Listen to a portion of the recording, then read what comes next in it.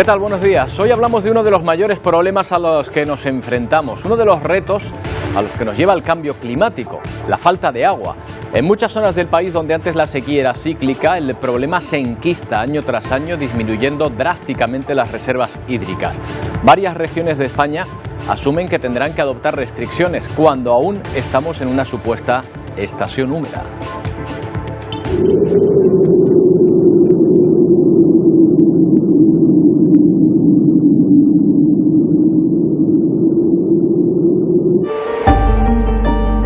Una de las comunidades autónomas más afectadas es Cataluña, donde hoy entran en vigor nuevas restricciones de agua por la fase de preemergencia por sequía. Las reservas en 3 de sus 4 provincias apenas superan el 15% tras 36 meses de sequía. Casi el mismo porcentaje, rodando el 20% de capacidad, están los embalses andaluces. En general, la media de embalses del país no llega al 50% y ni siquiera la llamada España húmeda es tan húmeda como antes, mientras que la zona sur y mediterránea siguen sufriendo la pertinaz sequía. Podríamos dividir entre España húmeda y España seca, siendo Andalucía y Cataluña las más afectadas por la falta de agua. Cataluña está al borde de la emergencia tras registrar la peor sequía en un siglo. Según los expertos, hay que remontarse 100 años atrás para dar una situación como esta, en términos de duración e intensidad.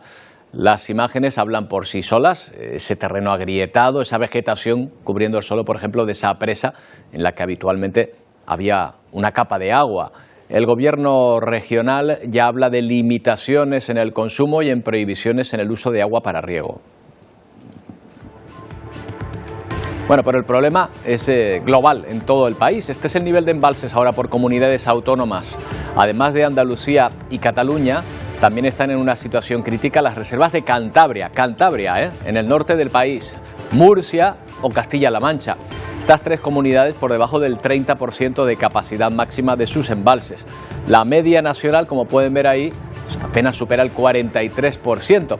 Si tenemos que buscar una buena noticia, nos quedamos con ese porcentaje de 9 puntos mayor que el nivel de agua de media de hace justo un año. Algo, por lo menos, se ha recuperado en la media general. Pero si hay una comunidad autónoma que ahora mismo está en una peor situación, es Cataluña. Ramón Pascual es delegado de la Agencia Estatal de Meteorología en aquella comunidad autónoma. ¿Qué tal, Ramón? Buenos días. Hola, muy buenos días. Bueno, lo de la pertinaz sequía es un clásico en nuestro país, pero ¿hay algo que indique que esta situación es mucho peor que la que se ha dado habitualmente?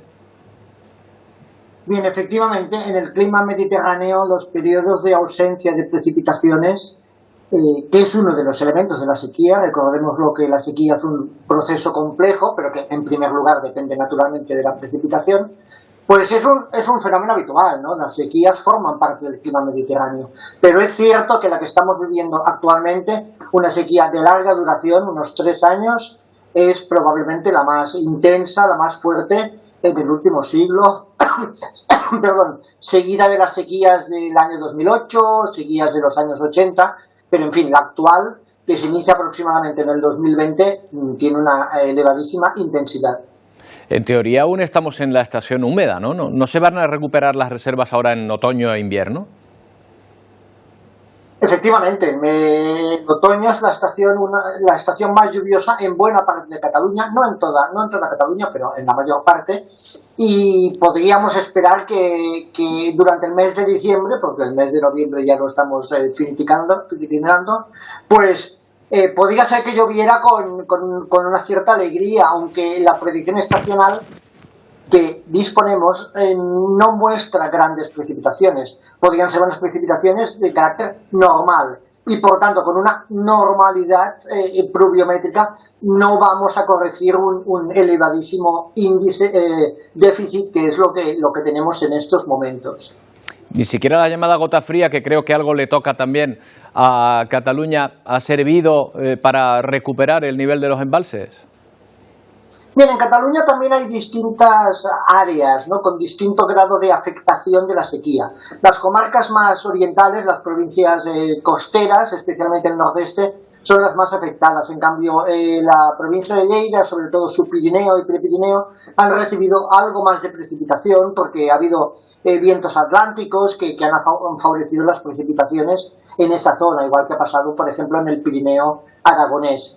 Pero realmente lo que haría falta sería un buen temporal de levante, o varios, ¿no? Temporales de levantes que aportan aire húmedo de origen mediterráneo, naturalmente, y que benefician y a veces perjudican. Recordemos también que las lluvias excesivamente intensas no son buenas, pero vamos, generalmente benefician pues a las comarcas esos de Girona, Barcelona y Tarragona, y sobre todo Girona y Barcelona, que son las más afectadas por la actual sequía. Claro, el agua de los embalses puede ir destinada a muchos fines, a agua potable, a riego agrícola, incluso a producción de electricidad. No sé si hay prioridades en el uso de agua de un embalse, si hay protocolos para épocas de emergencia. Bien, yo ese detalle en concreto respecto a la gestión del agua almacenada en los embalses no lo conozco.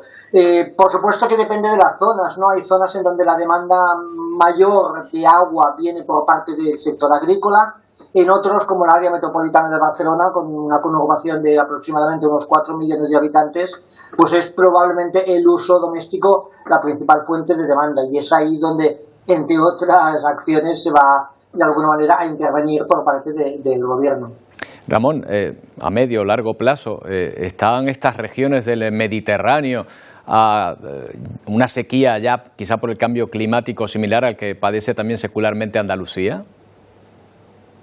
Efectivamente, aunque las proyecciones de cambio climático no son tan precisas como en el caso de la temperatura, en lo que hace la referencia a la precipitación, sí que parece que la cuenca mediterránea en su conjunto se está comportando como un punto caliente, un hotspot, que no se refiere solamente a la temperatura, literalmente, sino también a los efectos del cambio climático. Por lo tanto, una disminución de la precipitación media anual, no de los episodios intensos que pueden seguir existiendo, sino de la precipitación media anual, es esperable en el conjunto de la cuenca mediterránea. Y por lo tanto, con ese futuro, con ese escenario futuro, es con lo que habrá que lidiar a la hora de gestionar adecuadamente el recurso hídrico.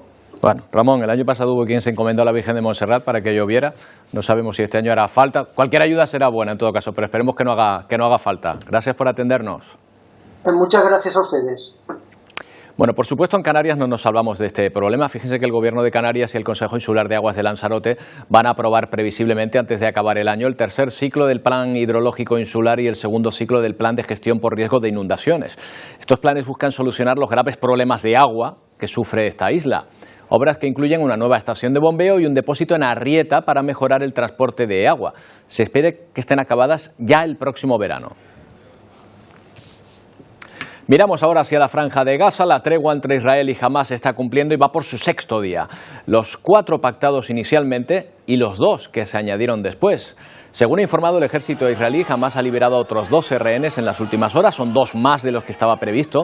A su vez, Israel ha puesto en libertad a 30 presos palestinos, 15 mujeres y 15 menores de edad. Este alto el fuego sigue vigente al menos hasta hoy, según lo acordado. Los esfuerzos diplomáticos siguen centrándose en ampliar esta tregua al menos 10 días. Desde que comenzó el alto el fuego el pasado viernes, Hamás ha puesto en libertad a 81 rehenes. A cambio, Israel ha excarcelado a 180 presos, pero más de la mitad de los rehenes siguen capturados por Hamás. Qatar, Estados Unidos y Egipto siguen negociando para que el alto el fuego se mantenga al menos hasta el viernes, pero no se hagan ilusiones en que la paz sea definitiva. Israel dice que la tregua nunca va a ser mayor de 10 días. Hay abrazos que valen por 52 días. Cada día de tregua permite el reencuentro de rehenes israelíes con sus familiares y también de prisioneros palestinos. Algunos son recibidos como héroes en Gaza tras pasar años en la cárcel. Esta palestina forma parte de los 30 presos liberados en las últimas horas, moneda de cambio para que Hamás entregue a 10 rehenes israelíes. Un rehén por cada 3 presos. Así lo marca el acuerdo de esta tregua temporal. También el alto el fuego y la entrada de más ayuda humanitaria.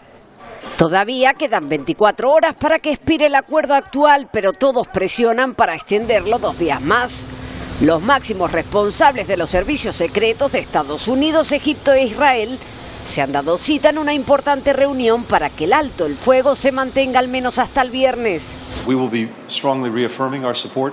El gobierno estadounidense está determinado a extenderla todo lo posible, mientras la OTAN apuesta por una nueva prórroga y el G7 piden una declaración que se alargue la tregua y que los suministros lleguen a los civiles.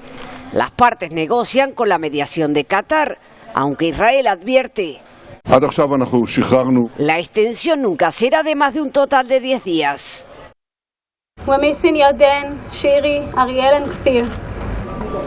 Las liberaciones se van produciendo, pero todavía hay familias que están desesperadas. Uno de los casos más fragantes es el de una familia de 4 miembros, padre, madre y 2 hijos, que siguen secuestrados por Hamás. Pero es que uno de los hijos tiene solo 10 meses, es solo un bebé.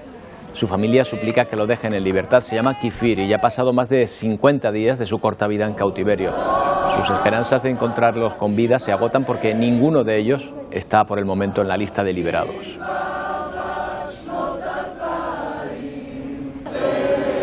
El caso es que Estados Unidos está presionando al máximo a su aliado, a Israel, para prorrogar la tregua, enviando incluso al máximo responsable de la CIA a Qatar, el gran mediador en este acuerdo, para impulsar un acuerdo más amplio sobre rehenes.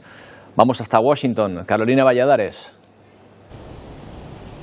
Impulsar un acuerdo más amplio sobre más rehenes, más allá de mujeres y niños. Con este objetivo ha aterrizado este martes en la capital de Qatar, Doha, el director de la CIA, Bill Burns, quien mantendrá reuniones con funcionarios qataríes y su homólogo israelí, David Barnea, quien hasta la fecha ha sido el principal interlocutor israelí para la liberación de los rehenes. La presión de Burns es que las conversaciones se amplíen para incluir a los hombres que están detenidos, además de los soldados masculinos y femeninos de las fuerzas de defensa de Israel, lo que incluiría ampliar también la pausa temporal que ahora está programada para durar 6 días. Sin embargo, los funcionarios israelíes han reconocido públicamente que costará un precio más elevado devolver a los hombres y soldados israelíes a casa. Según el actual acuerdo, 3 prisioneros palestinos son liberados por cada rehén que libera Hamás. El viaje de Burns se produce, por lo tanto, mientras los estadounidenses siguen siendo rehenes, incluidas 2 mujeres estadounidenses que podrían ser liberadas, eso sí,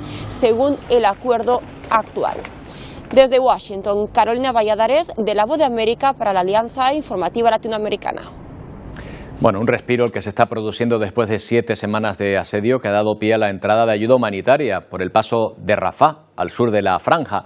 Empieza a llegar combustible a este territorio, medicamentos, alimentos, gas, pero las ONGs advierten de que no da para todos. Cientos de gazatíes esperan su turno en esta gasolinera de Han Yunis, en el sur de la franja de Gaza. Es el primer día de prolongación de un alto el fuego que saben tiene sus días contados. Razón más que suficiente para aguantar resignados durante horas. El objetivo, hacerse con gasolina, tan escasa dentro de su territorio. Largas filas, bombona en mano también para conseguir algo de gas. En otras colas también podemos ver niños con bidones vacíos, esta vez para llenarlos de agua potable. Estamos luchando para satisfacer nuestras necesidades básicas, cuenta este desplazado. Hoy ha venido 4 veces para intentar conseguir agua. Las ONGs avisan. Hunger, desperation and destruction. La ayuda que llega es solo un pequeño parche en mitad de una gran crisis humanitaria. Y aunque en Gaza el conflicto está pausado, la Organización Mundial de la Salud advierte de que la población puede morir antes de enfermedades que de bombardeos. Han mostrado preocupación por el colapso de hospitales, también por la detención de médicos por parte de Israel. De hecho, Israel sigue deteniendo palestinos. En Cisjordania ha arrestado a 260 personas en los últimos 4 días, al mismo tiempo que ha ido dejando en libertad a 150 presos intercambiados con Hamás. Cambiamos de escenario. Ante la falta de avances relevantes en el frente, Ucrania y Rusia tratan de vender cualquier acción militar como un éxito. Rusia afirma haber atacado infraestructuras militares de Ucrania con misiles y contener un ataque con drones en las afueras de Moscú, mientras Ucrania dice estar avanzando en su contraofensiva y haber derribado más de 20 drones kamikazes rusos. Este es el diario de guerra en Ucrania de las últimas horas. 644 días de guerra desde el inicio de la invasión rusa en Ucrania. Rusia ha lanzado un ataque de artillería provocando la muerte de 4 personas en la región de Sumi, y el Estado Mayor de Ucrania informa de sabotajes rusos en las provincias de Donetsk y Kharkov. La contraofensiva ucraniana para recuperar los territorios invadidos se lucha paso a paso, casi una guerra de trincheras. Y con lo que ello supone convivir en guerra y con el frío, una tormenta ha dejado temperaturas por debajo de los 10 grados en algunas zonas y un clima hostil para los soldados ucranianos. Esta voluntaria en Kiev alimenta con comida caliente y té a los soldados, dice que piensa mucho en ellos con el frío. Rusia dice haber atacado con misiles desde una fragata infraestructuras militares de Ucrania y haber contenido un ataque con drones en Moscú, mientras Ucrania dice estar avanzando y haber acabado con el 100% de los drones kamikaze de anoche. La Unión Europea ha aprobado este martes 194 millones de euros adicionales para entrenar al ejército ucraniano como muestra de que no olvida el apoyo a Kiev. Volvemos a nuestro país. El rey Felipe VI ha presidido esta mañana la sesión de apertura de la 15ª legislatura en el Congreso y en el Senado, en sesión conjunta. Silvia Mascareño, arranca así de manera oficial este nuevo curso político. Sí, justo hace escasos minutos acaba de culminar esa sesión solemne, como decías, presidida por sus majestades los reyes y también la princesa de Asturias, con un formato bastante similar a lo que vivimos hace apenas un mes en el juramento de la infanta Leonor, en un congreso engalanado con el baldaquino sobre la Puerta de los Leones y un desfile militar. Pero lo importante ha sido lo que ha ocurrido en el interior, en el hemiciclo, en los discursos. Primero el discurso de la presidenta de la Cámara, Francina Armengol, que ha hecho una defensa de la mayoría parlamentaria que ha permitido la investigación de Pedro Sánchez, y también ha rechazado la crispación política, pero sobre todo el discurso de Su Majestad el Rey, sobre el que estaban puestos todos los focos, porque Su Majestad el Rey ha hecho una defensa de la Constitución española y además ha pedido dejar a los jóvenes un legado de una España unida, sin diferencias ni enfrentamientos, y lo ha hecho en un hemiciclo en el que no estaban los partidos independentistas y en el que Podemos no ha aplaudido sus palabras. Un hemiciclo reflejo de esta legislatura que ahora arranca. Polarización y el ruido es algo de lo que en ocasiones adolece el actual parlamentarismo, y nuestra obligación para con la sociedad es dar ejemplo desde la transparencia y el respeto. Es el debate el medio adecuado para determinar el interés general. La tercera ocasión en la que tengo el honor de dirigirme a sus señorías desde esta tribuna en una sesión conjunta del Congreso y Senado para abrir solemnemente una nueva legislatura. El mundo entero, pero sobre todo África, cuenta ya con una nueva vacuna para ayudar a luchar, a ver si esta vez de forma definitiva, contra la malaria.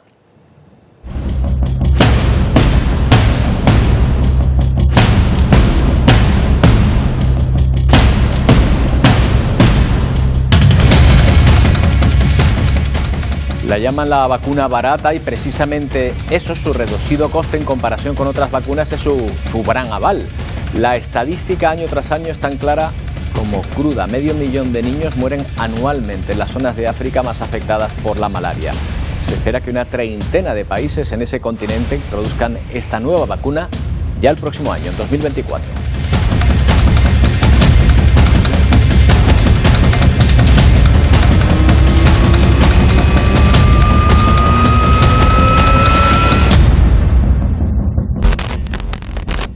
Basilio Valladares es catedrático de parasitología en la Universidad de La Laguna. ¿Qué tal, Basilio? Buenos días.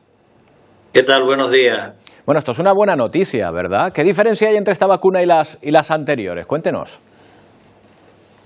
A ver, esta tiene la misma filosofía que la de GSK, que la de Glaxo. Es una vacuna... a ver, yo es que no llamaría estas cosas que están saliendo, no son vacunas. Mejoran de forma importante la situación de la malaria, el control de la malaria, sobre todo en países endémicos que tienen una alta endemicidad. Me explico. No impide el que tenga la enfermedad. Van a tener el parásito y el parásito va a vivir durante un tiempo hasta que se elimina de la sangre, pero por el sistema inmune.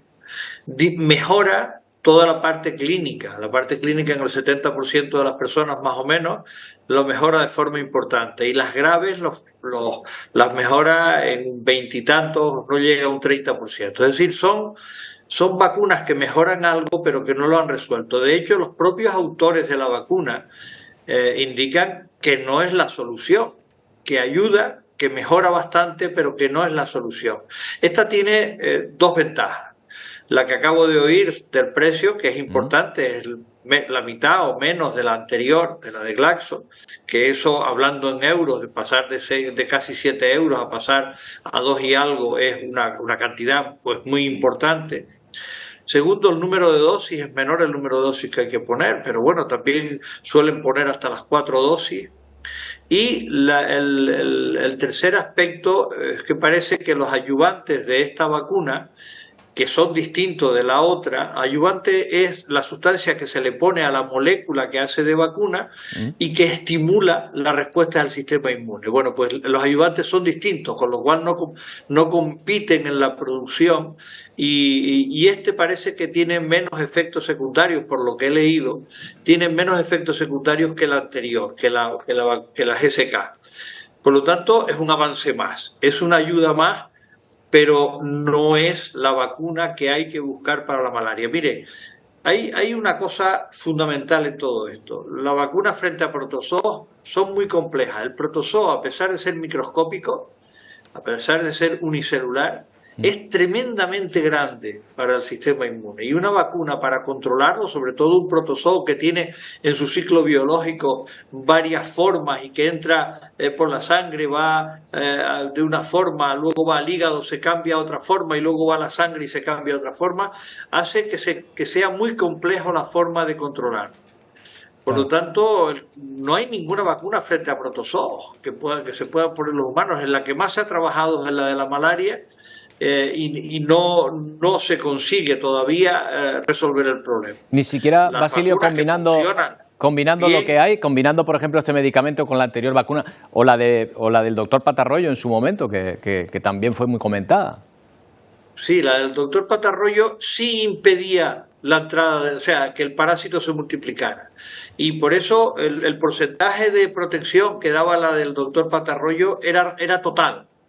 Estas últimas que han salido no impiden la entrada del parásito, mejoran la clínica, mejoran la gravedad, pero no impiden el que se produzca el parasitismo.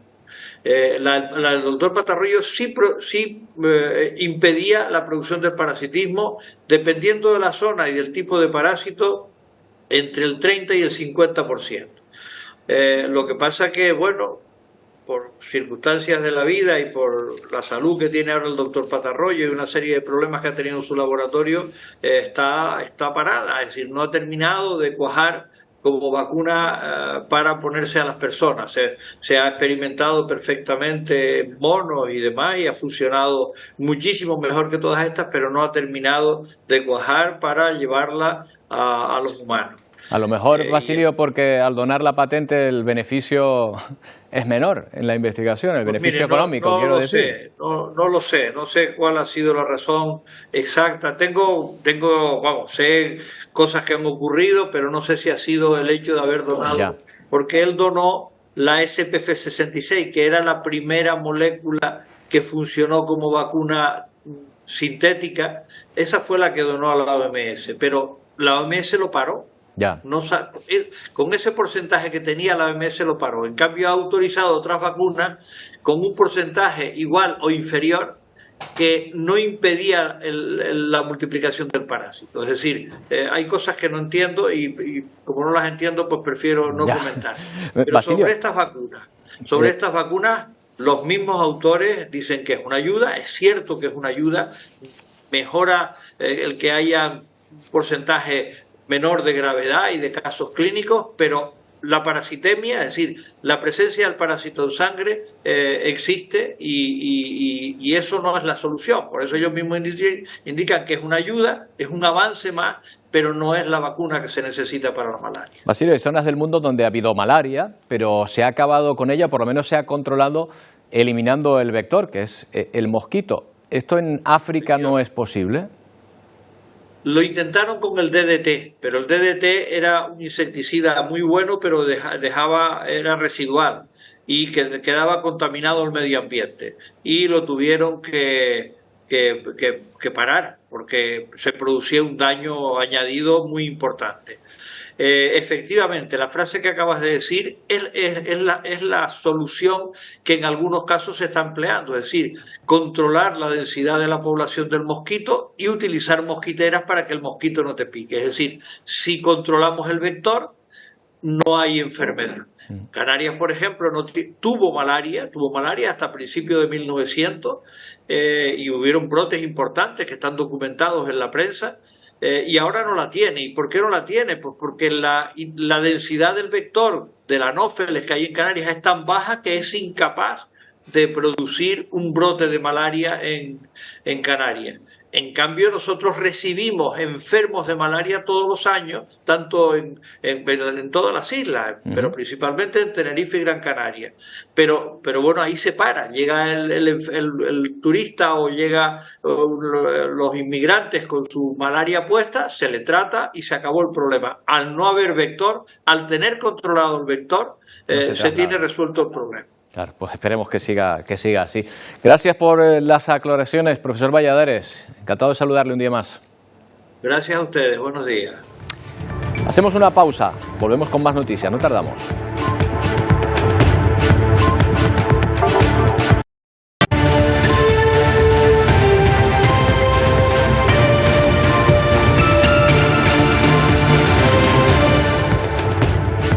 Vamos a recordar que Canarias cuenta desde ayer con nuevas estrellas Michelin. El restaurante Bebir en Gran Canaria y los restaurantes Haidé y Traste 1973 en Tenerife ya tienen su primera estrella. En total el archipiélago suma 13 galardones en la prestigiosa guía Michelin. 3 nuevas estrellas brillan en el cielo gastronómico de Canarias. La guía Michelin ha reconocido la labor del chef José Luis Espino, del restaurante Bebir, abierto desde 2019 en Las Palmas de Gran Canaria. Tenerife logró 2 galardones que aterrizan, uno en el norte, concretamente en la Orotava, gracias al buen hacer de Víctor Suárez en Haidé, pero también en el sur, en Taste 1973, de Playa de las Américas, con los fogones dirigidos por Diego Schattenhofer. Con estos premios, el archipiélago suma ya 13 estrellas Michelin de las 272 que hay en todo el país, y siguen subiendo los establecimientos con triplete, como Disfrutar de Barcelona, que recibió 3 estrellas, al igual que Nor en Córdoba. En esta gala celebrada en la capital de Cataluña destacó también la 12ª estrella de uno de los grandes, Martín Berasategui, el cocinero más premiado de toda España. Pillamos de camino de vuelta a Canarias a José Luis Espino, chef del restaurante Bebir con una estrella en Michelin. ¡Qué bien suena! ¿Qué tal? Enhorabuena. Muchas gracias. Suena genial, ¿verdad? Suena bien, suena bien, desde luego. Pues nada, esa estrella se la tatúa a uno, ¿no? Eso ya no se olvida.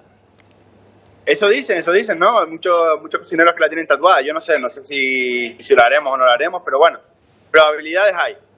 José Luis, abrió el restaurante en 2019, o sea que tocó 1 año y medio, 2 años muy duros, y aún así estuvieron ahí al frente, al pie del cañón, y ahora este reconocimiento. ¿Sabe mejor así?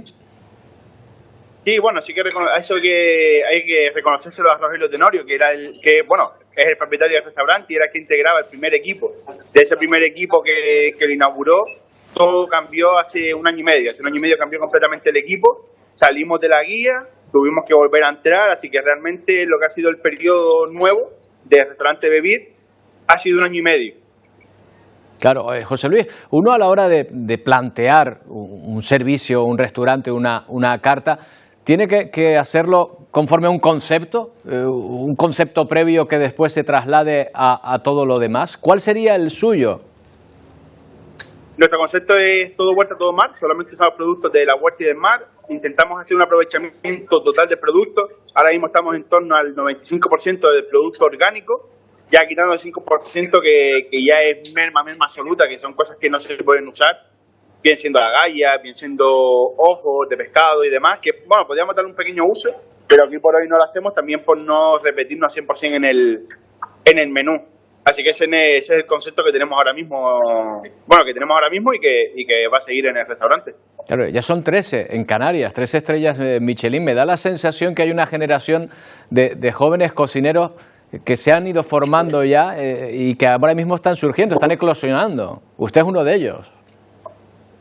Sí, la verdad que me ha tocado esta bonita generación. La verdad que somos de los premiados ayer, somos 2 alumnos de Martín Berasategui, el gran maestro, y la verdad que sí, que esta generación que está tocando ahora está dando muy, muy buenos frutos.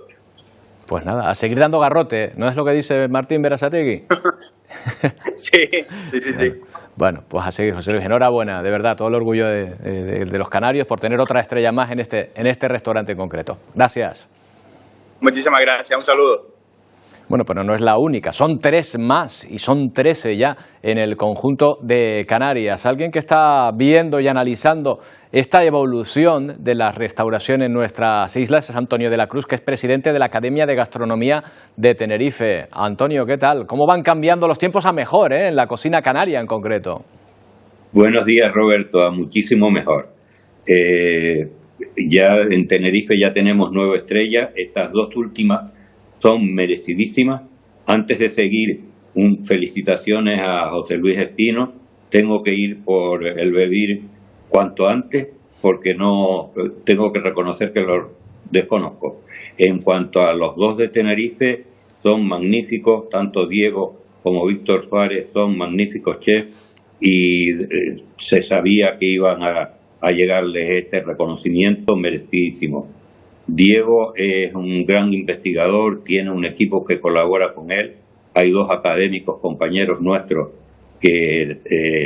veterinarios investigadores, que están trabajando con él nuevas técnicas y nuevos sistemas, y sé que tiene mucha más gente así alrededor. Y Víctor lleva años, primero en el primer local y ahora en este, que es un magnífico local, haciendo una muy buena labor. ¿Qué es lo que premian? ¿En qué se fija normalmente la guía Michelin, los críticos de Michelin, que supongo que van de incógnitos siempre, para destacar un restaurante? ¿Es solo la comida? ¿Es solo la propuesta gastronómica? Es la comida, pero tiene que estar rodeado de un mínimo de sala, de un mínimo de lugar. El sitio tiene que estar grato, agradable, bien. Y sobre todo cuenta mucho, y quizás aquí tendríamos que, en Tenerife, en Canarias en general, tendríamos que ir mejorando, no solo para las estrellas Michelin, sino para todo el mundo. Las estrellas Michelin ya lo tienen, por eso tienen la estrella, en mejorar la sala. El atendimiento en la sala es fundamental. El comensal, cuando va, aparte de comer bien, quiere un buen trato, quiere que los que le sirven sepan qué es lo que le están sirviendo, tiene que saber de vinos, etcétera, etcétera. Y ahí quizás tenemos un poco asignatura pendiente, pero no quiero ir a nada negativo, porque hoy es un día muy feliz para la gastronomía de Tenerife. Efectivamente, hay que destacar lo positivo. Normalmente la propuesta que están haciendo los restaurantes de Tenerife de alta gastronomía, ¿se hace con producto canario? Es decir, ¿nos diferenciamos mirando en el mercado las cosas que consumimos aquí y trabajando sobre ellas?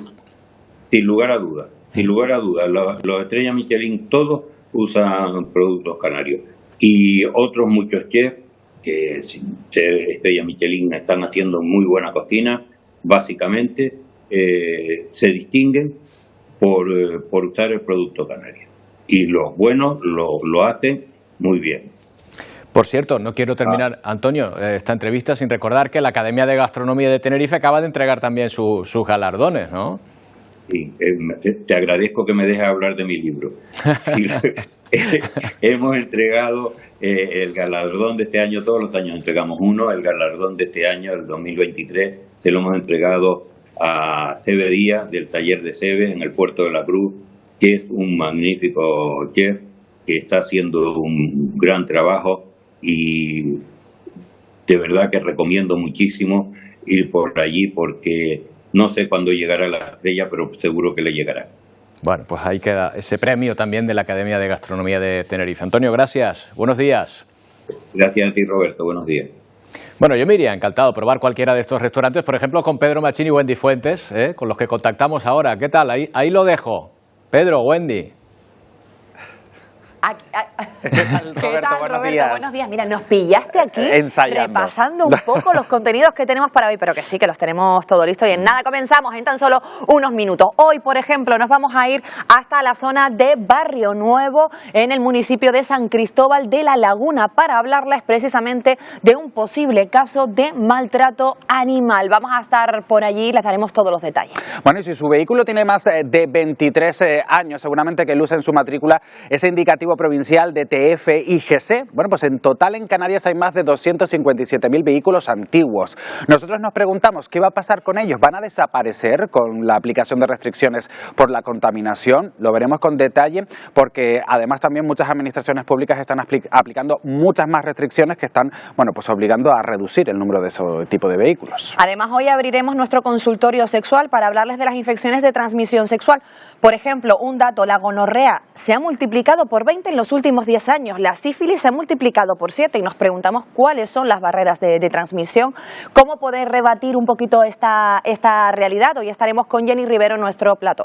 Y un dato también que nos entristece, 1 de cada 4 mayores canarios vive en soledad no deseada. Por suerte existen alternativas para combatirla, tanto desde las administraciones públicas como también proyectos privados. Los veremos todos, pero ya saben que les emplazamos a las 12 en punto, aquí en directo en Televisión Canaria, como siempre, en Ponte al Día.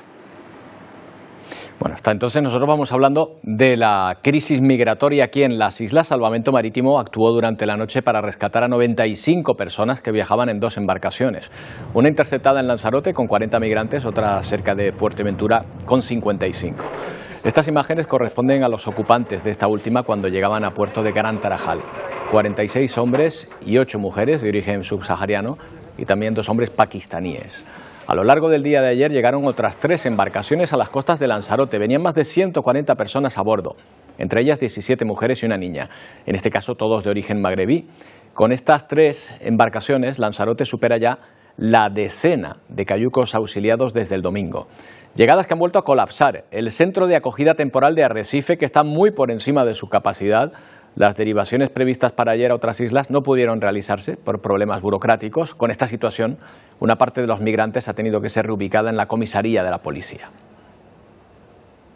Venido la unidad de intervención de la policía de Gran Canaria de Las Palmas para apoyar a los funcionarios para doblar turno y están utilizando todas las instalaciones de la Policía Nacional, tanto calabozos, todo. Una derivación masiva, pero solo de los mayores. Los menores sigue el problema y el problema es que tarda más de mes y medio en poder derivarse si es que se deriva. En este problema humano se añade otro material. ¿Qué hacer con los cayucos y pateras que quedan amarrados en los muelles? El Consejo de Ministros ha aprobado una partida de casi 800.000 euros. 800.000 euros solo para retirar y destruir esas embarcaciones que se acumulan en la Restinga, en el sur del Hierro. Este año, hasta la isla del Meridiano, han llegado 119 barcazas. Siguen, mientras tanto, llegando migrantes a Canarias, continúan las derivaciones también a la península. Estas son imágenes de uno de estos últimos traslados, un grupo de 270 personas reubicadas en el cuartel Primo de Rivera, en Alcalá de Henares. Bueno, un problema que se reproduce en distintos lugares del planeta. Hay otra ruta, por ejemplo, la que conduce de sur a norte en el continente americano, que lleva hasta Estados Unidos. El intenso flujo de personas ha llevado a las autoridades estadounidenses a cerrar parcialmente uno de los 2 puentes que comunica Texas con la localidad mexicana de Piedras Negras. ¡Agarren a los niños! Un marcado incremento de migrantes que intentan cruzar la frontera de Piedras Negras, México, hacia Eagle Pass, Texas, llevó al gobierno de Estados Unidos a cerrar el puente fronterizo para autobuses y vehículos de carga. Solo pueden pasar vehículos particulares y peatones. Las autoridades mexicanas no tomaron cartas en el asunto, no hicieron nada para controlar el flujo migrante. En septiembre pasado ocurrió lo mismo y el puente permaneció cerrado por 27 días. Las consecuencias fueron terribles. Ahuyenta a todo el turismo que viene del sur de Estados Unidos hacia México. Esto de alguna forma nos trastoca ese flujo económico. Abrumados por la noticia del cierre, muchos decidieron cruzar caminando. Está perjudicando mucho la economía de Ile Paz, como de aquí también. Ahorita venimos del centro y está solo el centro. Para los migrantes que esperan por visado, la noticia no pudo ser peor. Bueno, y en la India han acabado ya los 17 días de angustia para las 41 personas atrapadas en un túnel en el Himalaya, a 4,5 kilómetros bajo tierra. Todos los obreros atrapados han sobrevivido. Es el primero de los supervivientes de una agonía que empezó el 12 de noviembre y que ha durado 17 días. Tuvimos dificultades durante las primeras 15-20 horas en cuanto a comida y agua. Luego, la comida fue enviada a través de una tubería. Después de casi 10 días se insertó otra tubería y recibimos alimentos. Son las palabras de este superviviente que cuenta cómo las primeras horas fueron vitales para hacerles llegar agua y comida a través de esa tubería que ha permitido la supervivencia de todos los atrapados. Topos humanos e ingenieros del ejército han trabajado sin descanso para salvarlos. Las autoridades no han dicho qué causó el derrumbe, pero la región es propensa a deslizamientos de tierra, terremotos e inundaciones. Les han ofrecido una recompensa de 100.000 rupias, unos 1.100 euros a cada uno. El accidente se produjo cuando los obreros construían un túnel. Quedaron atrapados a 4,5 kilómetros bajo tierra. Durante 1 hora y media han conseguido liberarlos a través de un tubo de 90 centímetros de diámetro hasta la superficie, 57 metros hacia la libertad. Bueno, y si hay una cosa que tenemos que apreciar en esta zona del mundo donde vivimos es la seguridad. Fíjese los problemas que tienen un día cualquiera en plena calle en una zona de Guatemala. Este hombre que ven ahí corriendo, que ven ahí caminando, le intenta robar el móvil a una joven que tiene al lado. Lo van a poder ver a cámara lenta. El individuo camina tranquilamente por la acera y en un movimiento muy rápido intenta quitarle el teléfono a esa chica. La que corre es ella. Él, aunque no lo consigue, sigue caminando tranquilamente en dirección contraria, como si nada hubiera pasado, y en medio de todos los transeúntes. No está en una zona apartada, está en pleno centro de la ciudad. Ya que hace un mes asesinaron al piloto de un taxi. En Bolivia llevan días soportando colas kilométricas para llenar el tanque de gasolina. Las autoridades niegan la escasez, dicen que lo que hay es un encarecimiento en las importaciones por culpa de la guerra de Ucrania y Gaza, pero van a ver que los usuarios, los consumidores, no lo tienen tan claro. Son las colas que recorren las calles de la capital de Bolivia. El objetivo, casi imposible, es llegar a la gasolinera y llenar el tanque. No hay días, no tenemos que llegar al destino, entonces no hay días. A pesar de la escasez de gas, gasoil y gasolina, las autoridades afirman que no hay desabastecimiento y achacan el problema a la dependencia del exterior. Estamos tratando de resolverla, que es la importación de líquidos, la importación de diésel, la importación de gasolina. Y dicen es la influencia de un problema global con las guerras en Ucrania y Gaza. Pero Bolivia venía viviendo situaciones parecidas desde hace meses debido a las subvenciones a los hidrocarburos que hacen que el litro de gasoil sea el doble de barato que en países fronterizos y se ha generado un contrabando que supone al Estado 250 millones de dólares y complicaciones a la hora de importar. El problema se llama el subsidio que tienen los combustibles y que es el de sangre, el derrame de divisas que está realmente asfixiando el yacimiento, lo está mandando a la quiebra. La Agencia de Hidrocarburos de Bolivia ha garantizado el abastecimiento y ha dicho que los consumidores han acudido más a las gasolineras por bulos. Las calles de la ciudad de Huancayo, en el centro de Perú, se han convertido en auténticos ríos de agua por culpa de una tormenta eléctrica y de granizo. 5 viviendas quedaron totalmente destruidas, más de una decena afectadas. Bomberos y voluntarios tuvieron que emplearse a fondo sacando agua de casas o edificios inundados. Las familias desesperadas han pedido ayuda para dar de comer a sus hijos porque no tienen acceso estos días a alimentos, incluso algunos ni siquiera un techo.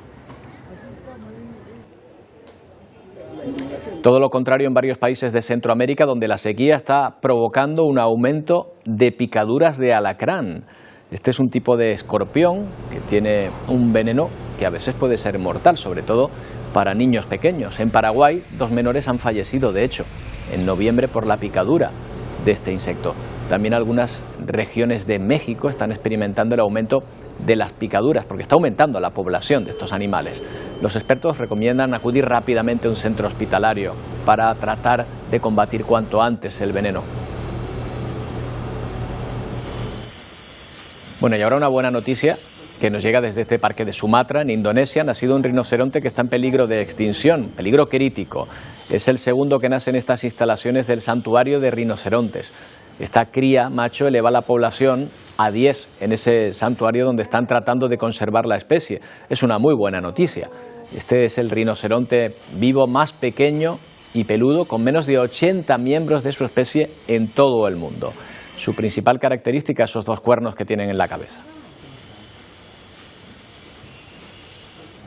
A 1 hora y 40 minutos de Guayaquil, las flores amarillas cubren las haciendas del cantón Colimes de la provincia del Guayas. Bueno, y era un acontecimiento que sucede solo una vez al año en Ecuador, en la provincia de Guayas, el florecimiento de los guayacanes, con miles de flores amarillas que durante una semana brotan de los árboles centenarios en pleno bosque tropical, algunos de más de 30 metros de altura. Normalmente florecen en diciembre, avanzado diciembre, anunciando la llegada del invierno, pero este año se ha adelantado prácticamente un mes. Bueno, y atentos amantes de las leyendas y lo paranormal. Un equipo de la Universidad Nicolás Copérnico en Polonia ha descubierto esqueletos enterrados con prácticas poco usuales. Al parecer los cuerpos estaban enterrados boca abajo porque se creían que estos difuntos eran vampiros. El año pasado, en verano de 2022, un equipo de arqueólogos de la Universidad Nicolás Copérnico de Polonia hizo un descubrimiento inquietante: los restos de una joven de 400 años de antigüedad enterrados en un cementerio anónimo en terreno no consagrado. La joven tenía un candado en el pie y una hoz de hierro en el cuello. Según el arqueólogo principal del estudio, la tumba había sido perturbada. Seguramente había un gran miedo hacia esa persona y los artefactos alrededor del cuello estaban destinados a proteger a los vivos de esta persona. Este año, en ese mismo sitio, a pocos metros de distancia, descubrieron restos de un niño de entre 5 y 7 años de edad, enterrado boca abajo y nuevamente con un candado en el pie. Los dos fueron, dicen los arqueólogos, enterrados como vampiros. Se cree que las personas eran enterradas boca abajo por temor a que mordieran, de modo que si se despertaban y querían levantarse, mordían el suelo. Ese es el entendimiento actual, comenta el arqueólogo principal. Los cuerpos son solo 2 de las docenas de tumbas que el equipo encontró en el lugar, aproximadamente un tercio de las cuales contienen prácticas inusuales como enterrar a los muertos con objetos de hierro y piedras que a menudo se colocaban en los brazos o en el cuello. Ahora mismo se desconoce el tamaño del cementerio. El equipo está planeando realizar más estudios en el lugar utilizando un radar de penetración terrestre no invasivo. Bueno, por lo menos estaca no tenían clavada, que se sepa. Vamos a terminar en Estados Unidos con la recién estrenada decoración navideña de la Casa Blanca, un clásico de estas fechas. Dice la costumbre que debe ser la primera dama, en este caso Jill Biden, quien se encargue personalmente de supervisar esta decoración. Y es que están viendo ya el resultado, con perrito enlazado y todo. Juzguen ustedes si la señora Biden tiene buen gusto para esto de la decoración navideña. Así les dejamos. Volvemos mañana a partir de las 11 en una nueva edición de Atlántico Noticias. ¡Feliz día!